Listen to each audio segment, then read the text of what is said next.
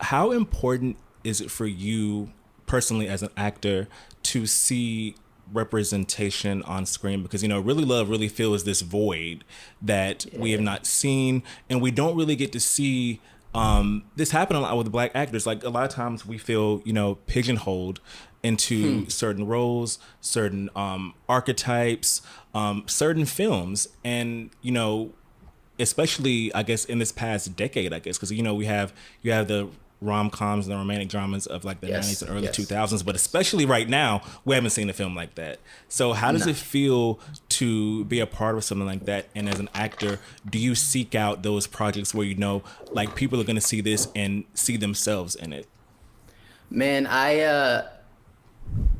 first and foremost, I think you are absolutely right. It's something that bothers me still to this day. Like we all kind of grew up on, the Love and Basketballs, the Brown Sugars, the Love Joneses, Best Man, Yeah, yeah, the all of that. Wood. Like we had all of these really Two of them are great. behind me. Two of them are. I don't know if you can see. Two of them are behind me on my posters That's too. what I'm saying. So It's yeah. we had those films to kind of grow up on, and for a very long time we didn't. Like it just felt like I don't know, like we just weren't getting the funding to shoot those films anymore, Yeah. or people would think that they weren't profitable, or people wouldn't go out to see them.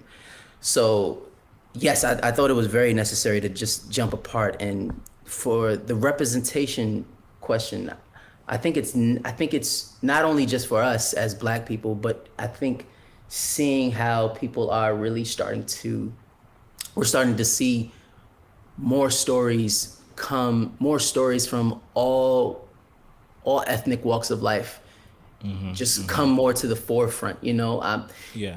Shoot, even watching the new Marvel joint, Shang-Chi, it's Yeah. there's so many different walks of life that are starting to get the light shined on them in an amazing way. It's not appropriation, it's not like, it's not no type of exploitation. It's a real kind of glimpse, a bite of someone's lifestyle, of that mindset. I think it's very amazing, and I think I love how cinema is going in that direction.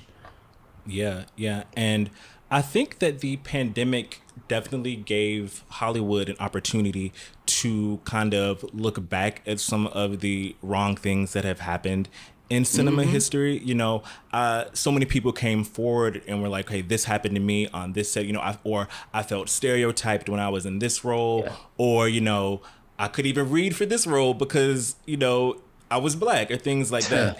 In the grand scheme of things, keeping with in line with people who talked about their experiences last year, do you ever remember a point in your career where you were able to reassess it later on and be like, that was kind of like maybe that was shady, maybe this wasn't right, this shouldn't have happened? Is there anything you can remember in your career where you have had one of those moments too? Honestly, not really.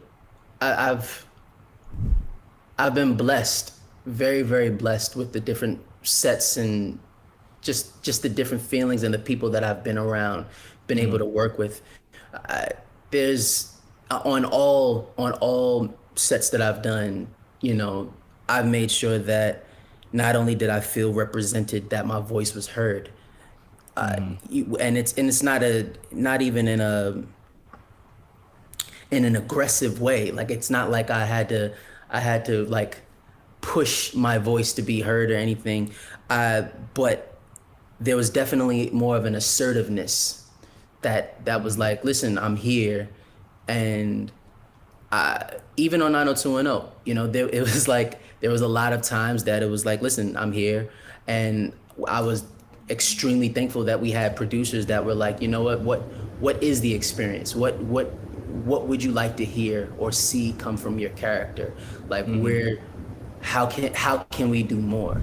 So, with that, if you have the right people in power to empower you, man, it'll take you everywhere and you want to go in this world. Wire being a timeless project, and it made me think about another project you did, Shots Fired, which I remember I was excited about when it came out because it was set in North Carolina, and I'm from North Carolina, so I remember that particularly struck with me, that aspect of it.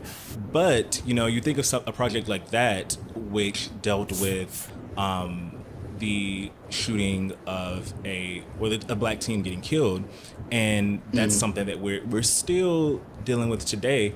And it's like it's kind of a double-edged sword, because you look at it and think like, okay, it's a great project, and you think about how it still applies to today, but then you're also like, dang, it still applies to today, even though it's been several years down the road. So when you have projects like this that are also impactful in that sense, do you think as an actor, does that just like makes it all even better for you? Like, you think, okay, well, this is going to make this impact on people, or people are going to look back at this and say, hey, this told us something that we needed to hear at the time, and it's still telling us to this day. So what are your thoughts on that aspect of the craft as well? Since I was a kid, man, like, just like you said, one of my first roles was on The Wire. One of the main things that, rest in peace, Robert Chu, one of the main things that he told us, even as kids, you'll get a lot of work. They'll throw jobs at you like crazy. Make sure you do something that means something. So that was always something that stuck with me. From then on, I wanted to make sure that I didn't continue to do the same role over and over again. I didn't pigeonhole myself. And I wanted to make sure that as an artist, if I had an opportunity to, whether it was through music, through my film, through writing, however which way I could go about it, I wanted to make sure that I could properly reflect the times, just get people to talk, get people to feel, get people to see something that they don't usually get a chance to see or feel. So that's always been a very, very big priority of mine. So when Shots Fired came around, and Gina and Reggie came and they was talking to me about it, I low-key said yes before they could even give me the audition. I was like, yo, yeah, of course, I'm in.